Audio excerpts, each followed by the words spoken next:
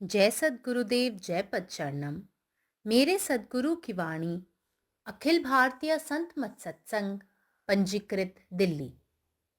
अपाने जुहवती प्राणम प्राणे अपानम तथा अपरे प्राणापान गति रुध्वा प्राणायाम परायणाः।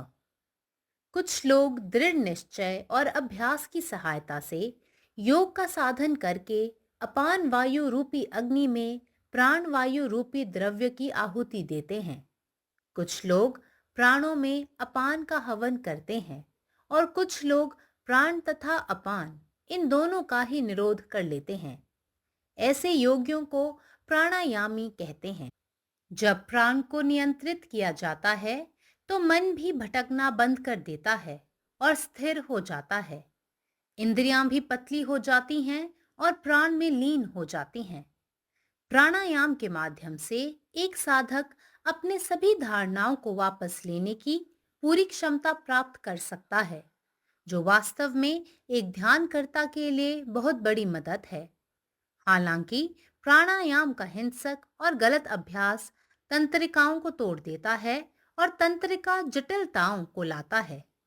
ऐसे में एक सच्चे जीवित गुरु का मार्गदर्शन बहुत आवश्यक है। यह विज्ञान आकर्षक है, लेकिन इसमें व्यवहारिक गुरु कम हैं और ढोंगी बहुत हैं। एक शुरुआती के लिए इसलिए यह उचित होगा कि वह इसे करने से बचे। The five sub-pranas and other pranas are merged in the chief prana, Mukhya Pran, by the practice of pranayam. When the prana is controlled, the mind also stops its wanderings and becomes steady. The senses are also thinned out and merged in the prana. Through pranayam, a seeker can come to gain a complete capacity to withdraw all his perceptions, which indeed is a great help for a meditator. However, violent and incorrect practice of pranayama shatters the nerves and brings in neural complications. As such, a true living master is very essential to guide the practice. Attractive and inviting as this science is, practical masters in it are few and quacks are many. A novice will, therefore, do well to refrain from it. Om. जय गुरुदेव जय पदशरणम. काही लोक दृढनिश्चय आणि योग अभ्यासाच्या मदतीने अपान वायूच्या अग्नीत जीवनाच्या वायूच्या रूपात पदार्थ अर्पण करतात. काही लोक प्राणामध्ये अपानाचा हवन करतात आणि काही लोक प्राण आणि अपान दोन्ही रोखतात. अशा योगींना प्राणायाम योगी असे म्हणतात. जेव्हा प्राण नियंत्रित केला जातो तेव्हा मन देखील त्याचे भटकंती थांबवते आणि स्थिर होते. इंद्रिय देखील क्षीण होतात आणि जीवनशक्तीमध्ये लीन होतात. प्राणायामाद्वारे एक साधक त्याच्या सर्व धारणा मागे घेण्याची पूर्ण क्षमता प्राप्त करू शकतो, जी खरोखरच ध्यान करणाऱ्यांसाठी खूप मदत करणारी आहे. तथापि प्राणायामाचा हिंसक आणि चुकीचा मज्जाव मज्जातंतूंना मोडतो आणि मज्जातंतूंची गुंतागुंत निर्माण करतो. अशा परिस्थितीत खऱ्या जिवंत गुरुचे मार्गदर्शन अत्यंत आवश्यक आहे.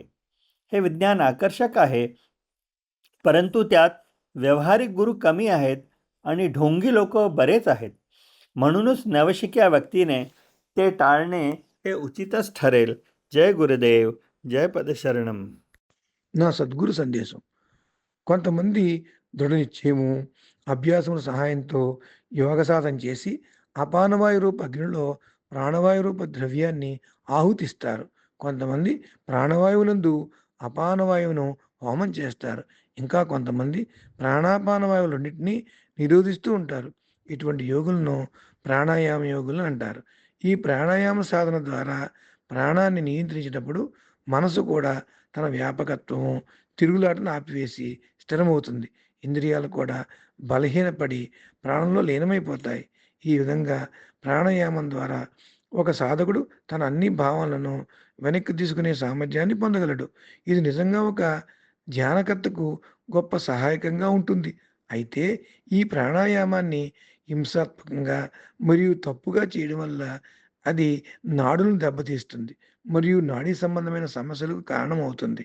అందువల్ల ఈ ప్రాణాయామ సాధనకు ఒక జీవించి ఉన్న గురువు యొక్క మార్గదర్శకం చాలా అవసరము. ఈ విజ్ఞానము ఆకర్షణీయమైందే, కానీ దీన్ని సమర్థవంతంగా చేయగలిగే అనుభవజ్ఞుల గురువులు తక్కువగా ఉంటారు. మోసగాళ్ళు ఎక్కువగా ఉంటారు. అందువల్ల ఒక ప్రారంభకుడు అంటే నూతనంగా సాధన చేయు సాధకుడు దీన్ని చేయడం నుంచి తప్పించుకోవడమే ఉత్తమము. పరమాత్మ నీవే ఉన్నావు. నీ ఇష్టమే నెరవేరాలి. ജയ് സദ്ഗുരുദേവ്. ജയ് പരശുരാം. സദ്ഗുരുവിൻ്റെ സന്ദേശം.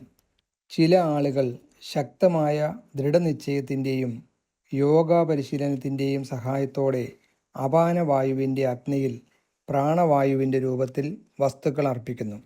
അപാനവായു എന്നത് അർത്ഥമാക്കുന്നത് ഭക്ഷണത്തിൻ്റെ ദഹനത്തിന് സഹായിക്കുന്നതും ശരീരത്തിന് പോഷണം നൽകുന്നതുമായ വായുവിൻ്റെ ഗതിയെയാണ്.